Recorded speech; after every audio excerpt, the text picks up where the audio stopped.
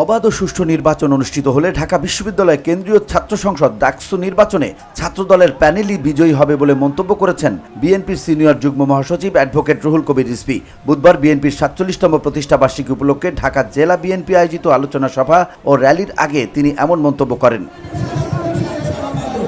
রুহুল কবির রিজভী বলেন, আন্দোলন সংগ্রাম ও নীতি আদর্শের দল হলো ছাত্রদল। ঢাবির শিক্ষার্থীরা যদি অবাধভাবে ভোটাধিকার প্রয়োগ করতে পারে তাহলে ছাত্রদলের প্যানেলই জয়ী হবে।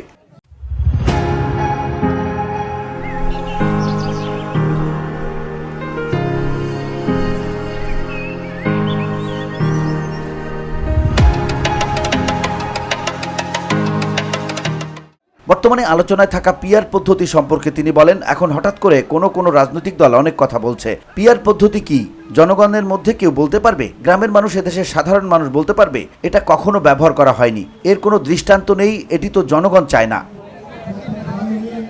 সভায় উপস্থিত নেতাকর্মীদের উদ্দেশ্যে তিনি প্রশ্ন রাখেন, আপনারা কি পিআর পদ্ধতিতে নির্বাচন চান? সঙ্গে সঙ্গে কর্মীরা না বলে স্লোগান দেন। জনগণ সরাসরি পদ্ধতিতেই নির্বাচন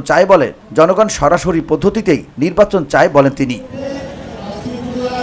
আলোচনা সভায় সভাপতিত্ব করেন ঢাকা জেলা বিএনপির সভাপতি খন্দকার আবু আশফাক এবং সঞ্চালনা করেন সাধারণ সম্পাদক নিপুণ রায়। এছাড়াও বক্তব্য রাখেন বিএনপির স্বাস্থ্য বিষয়ক সম্পাদক doctor Rafiqul Islam. VOD Bangla news desk.